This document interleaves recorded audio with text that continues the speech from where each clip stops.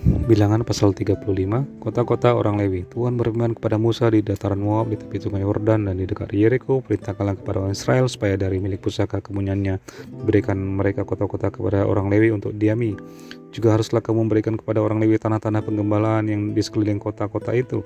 Kota-kota itu akan menjadi kepunyaan mereka untuk didiami dan tanah-tanah penggembalaannya untuk hewan yang mereka miliki dan untuk segala ternak yang mereka yang lain.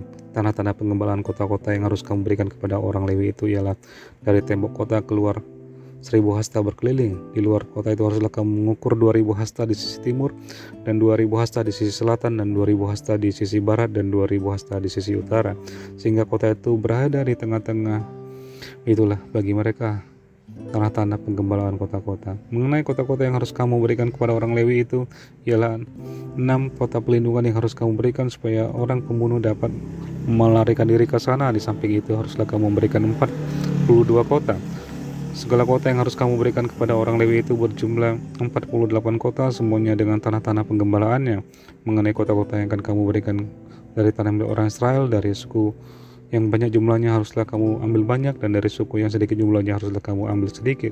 Setiap suku harus memberikan dari kota-kotanya kepada orang Lewi sekadar dari milik pusaka yang dibagikan kepadanya. Ayat 9, kota-kota perlindungan. Tuhan berfirman kepada Musa, berbicaralah kepada orang-orang Israel dan katakanlah pada mereka, apabila kamu menyeberangi sungai Yordan ke tanah Kanaan, maka haruslah kamu memilih beberapa kota yang menjadi kota-kota perlindungan bagimu, supaya orang pembunuh yang telah membunuh seseorang dengan tidak sengaja dapat melarikan diri ke sana. Kota-kota itu akan menjadi tempat perlindungan bagimu terhadap penuntut balas, supaya pembunuh jangan mati sebelum ia dihadapkan kepada rapat umat untuk diadili.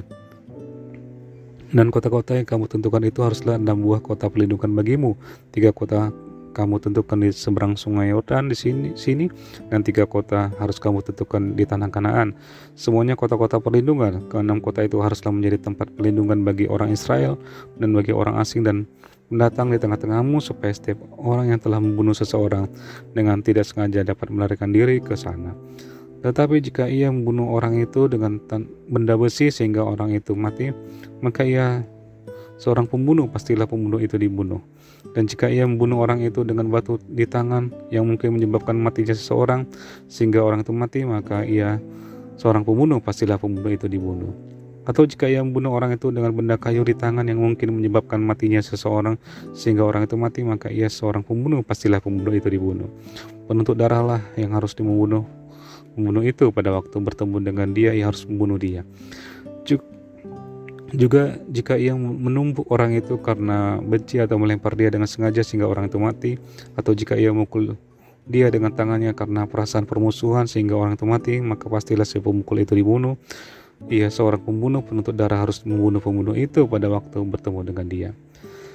Tetapi jika ia sekonyong-konyong menumbuk orang itu dengan tidak ada perasaan permusuhan, atau dengan tidak sengaja melemparkan suatu benda kepadanya, atau dengan kurang ingat menjatuhkan kepada orang itu sesuatu batu yang mungkin menyebabkan matinya seseorang sehingga orang itu mati, sedangkan ia tidak merasa bermusuh dengan orang itu dan juga tidak mengikhtiarkan kecelakaannya, maka haruslah rapat umat mengadili antara orang yang membunuh itu dan penuntut darah menurut hukum-hukum ini, dan haruslah rapat umat membebaskan pembunuh dari tangan penuntut darah, dan haruslah rapat umat mengembalikan dia ke kota perlindungan, ke tempat dia telah melarikan diri.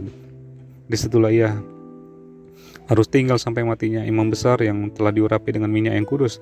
Tapi jika terjadi bahwa pembunuh itu keluar dari batas kota perlindungan tempat dia melarikan diri, dan penuntut balas mendapat dia di luar batas kota pelindungannya, dan penuntut darah membunuh pembunuh itu, maka tidaklah ia berhutang darah, sebab pembunuh itu wajib tinggal di kota pelindungan sampai matinya imam besar. Tetapi sesudah matinya imam besar, bolehlah pembunuh itu kembali ke tanah kepunyaan sendiri. Itulah semuanya yang harus menjadi ketetapan hukum bagimu turun-temurun di segala tempat kediamanmu. Setiap orang yang telah membunuh seseorang haruslah dibunuh sebagai pembunuh menurut keterangan saksi-saksi. Tetapi kalau hanya satu orang saksi saja tidak cukup untuk memberi keterangan terhadap seorang dalam perkara hukuman mati.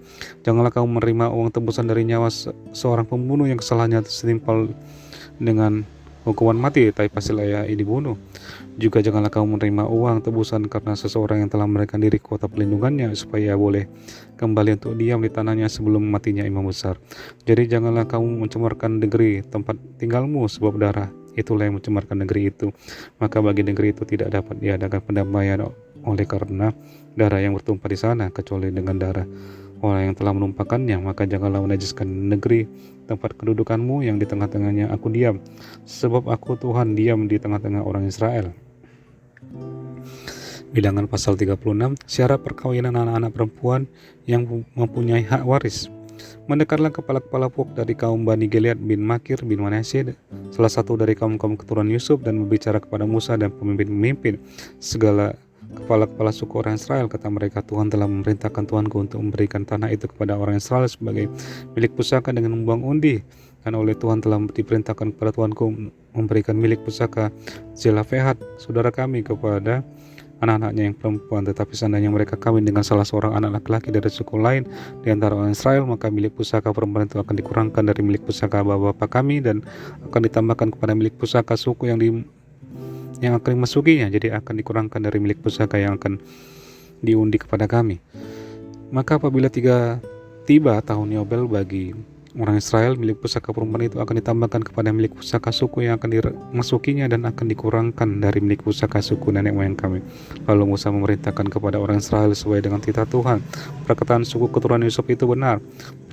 Inilah firman yang diperintahkan Tuhan mengenai anak-anak perempuan Zelafehad, bunyinya, mereka boleh kawin dengan siapa saja yang suka kepada mereka, asal mereka kawin di lingkungan salah satu kaum dari suku ayah mereka. Sebab milik pusaka orang Israel tidak boleh beralih dari suku ke suku, tetapi orang Israel haruslah masing-masing memegang milik pusaka suku nenek moyangnya. Jadi setiap anak perempuan di antara suku-suku orang Israel yang telah mewarisi milik pusaka haruslah kawin dengan seorang dari salah satu kaum yang termasuk suku ayahnya, supaya setiap orang Israel mewarisi milik pusaka nenek moyangnya. Sebab milik pusaka itu tidak boleh beralih dari suku ke suku, tetapi suku-suku orang Israel haruslah masing-masing memegang milik pusaka yang sendiri, seperti yang diperintahkan Tuhan kepada Musa. Demikianlah diperbuat anak-anak perempuan Zelafehad. Maka Mahlah, Tirsa, Hoglah, Milka, dan Noah, anak perempuan Zelafehad, kawin dengan anak laki-laki dari pihak saudara-saudara ayah mereka. Mereka kawin dengan laki-laki dari kaum Bani Manasye bin Yusuf, sehingga milik pusaka mereka tetap tinggal pada suku kaum ayahnya. Itulah perintah dan peraturan yang diperintahkan Tuhan kepada orang Israel dengan perantaran Musa di dataran Moab di tepi sungai Yordan dekat Yeriko.